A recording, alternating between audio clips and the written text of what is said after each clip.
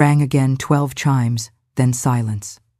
I opened my phone, dared to dial the Maple Inn, the cheap motel off the highway I used to pass, taking Lily to piano lessons. Any rooms left? My voice sounded like it came from someone else's chest.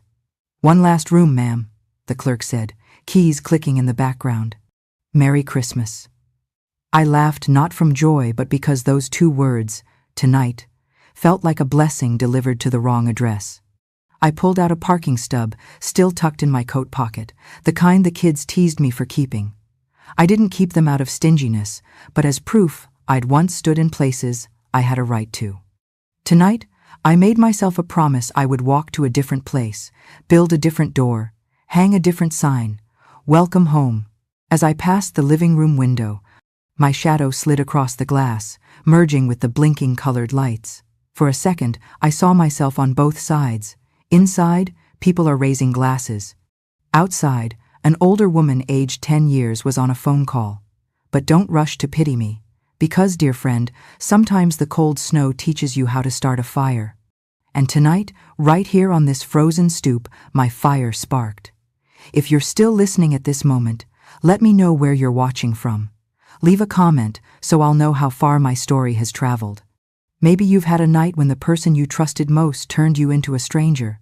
And if you haven't, I hope you never have to know that feeling. And stay with me, because what I do next, you won't believe. I walked until the small flame inside my chest turned into just enough warmth to keep my legs from freezing. The neon sign outside, Maple Inn Vacancy, flickered, the last letter N half dead, washing the snow in a pale pink glow. At the reception desk, a middle-aged woman wore a peppermint pin on her green sweater. The smell of floor cleaner mixed with room spray was so sharp it stung my nose. "One room left," she rasped, sliding a plastic pen on a coiled wire toward me, along with a faded registration card. I signed Evelyn Carter in shaky strokes, the sound of the pen scraping dry paper like someone striking a match inside my chest. Room 12 sat at the end of the corridor, its cream paint peeling at the corners like the lid of an old tin box. The heater clicked 3 times, then died, leaving cold air pressing straight into my knees. I turned on the radio on the nightstand. A choir's Silent Night drifted through static, the alto line cutting out mid, "All is calm," as if even the song knew tonight wasn't calm at all. I peeled back the polyester blanket. The faint chlorine smell slapped me in the face, a reminder that even warmth here came rented by the night. I set down the gift bag, then set down a part of myself beside it. My left knee began to ache in that familiar way it always did when temperatures dropped below 0.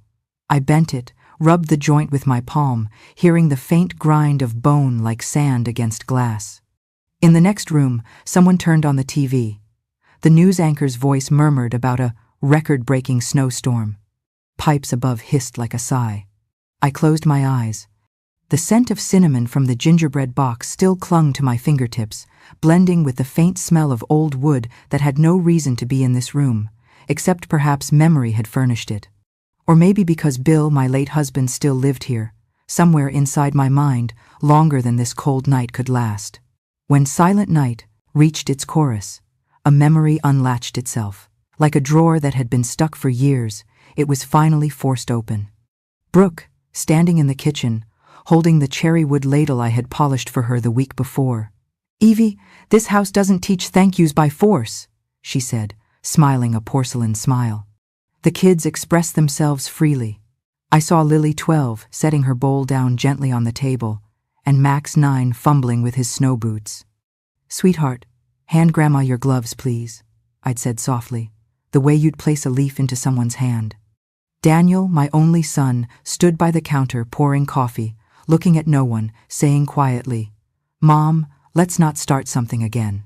That sentence had fallen between us like a spoon clinking inside an empty cup. I snapped back to Maple Inn when the heater groaned one last time and gave up. I crawled under the blanket, pulled my thick coat over it for weight, trying to anchor my trembling body. I laid a hand on my chest. My heartbeat wasn't racing like when I heard, "You're just a guest," but every beat landed on a fresh bruise. "Tomorrow," I whispered to the ceiling, "I'll withdraw some cash, book 2 more nights, and think. I would never knock on that door again." But that didn't mean I knew where to go now. By morning, the wind was razor sharp. I wrapped my scarf, pulled on my wool hat, and crossed the salt-streaked parking lot toward Maple Ridge Credit Union. Inside, the air smelled of old coffee and new plastic from the ATM counter. A teller with a reindeer headband smiled, glitter dots on her cheeks like fake snow. "Good morning, Mrs. Carter." I nodded, slid my card across. The scanner beeped and the screen flashed red. "Declined," like a fresh cut. "Could you try again?" I asked, keeping my voice calm though my throat felt as dry as parchment. Beep. "Declined." Behind me, a young mother pushed a stroller, scrolling her phone.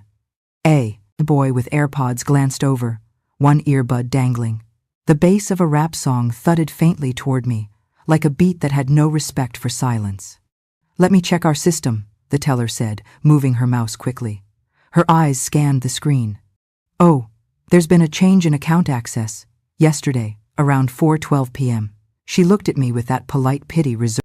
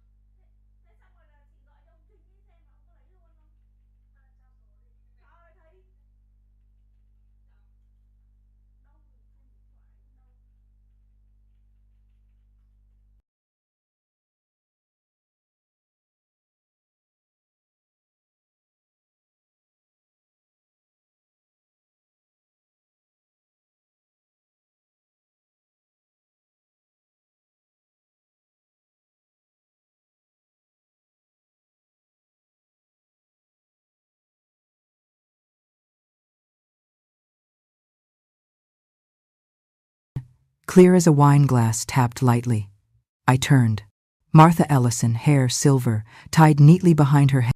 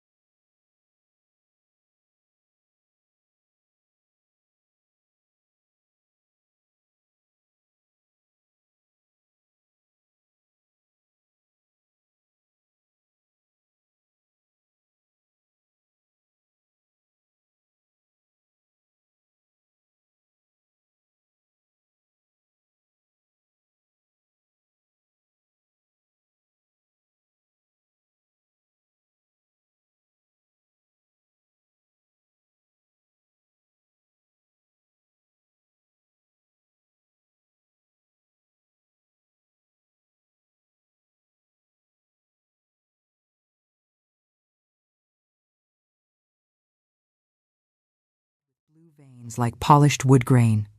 If no other doors are open, my shop still is. I looked at that hand. Not young but strong. Then at the bus schedule 10:35, almost here. Then at the bank window, my reflection in the glass, a faded gray hat, a slightly crooked scarf, eyes that had aged through too many winters.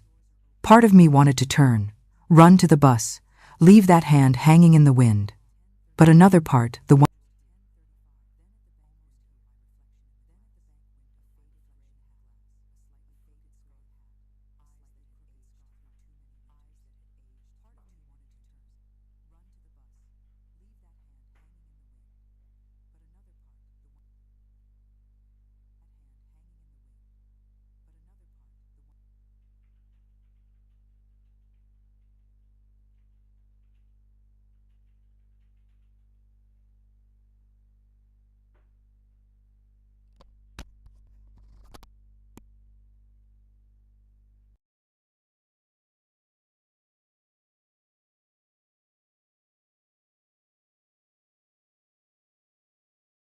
painted door, a green wooden sign faded with time, a golden filament lamp still glowing bright in daylight, as if the night hadn't ended. Inside, the air was rich with linseed oil, lemon, wax, and old wood dust, the scent of a place where people didn't discard the past. They repaired it. Martha set her box down and turned on a small cream heater. Its soft hum unfurled warmth like a thin blanket. She handed me a white ceramic mug, a small crescent chip on its rim. "Someone returned it for that crack," she said, winking. "I kept it because it tells stories." I wrapped my fingers around it. The sting of cold meeting heat made my heart relearn something. Where it hurts is where it's alive. "Evie," Martha said, calling me by my name as if we'd known each other for years. "If you still know how to fix what's broken, I think I've got work for you. If they changed the locks last night, then today we'll change the way doors open." In the corner, the old radio clicked on strangely enough, playing Silent Night. No static this time. Clear as wood tapping gently together, the choir sang,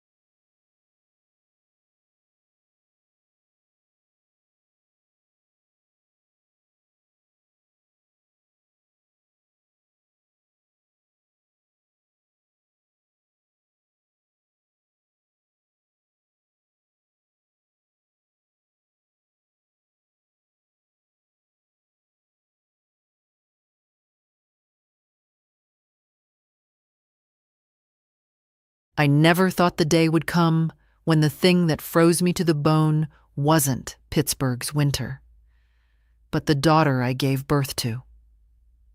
Tessa stood by the doorway, eyes averted, and Brandon, her husband, spoke like a "Discard, hammer-striking bone. throw away."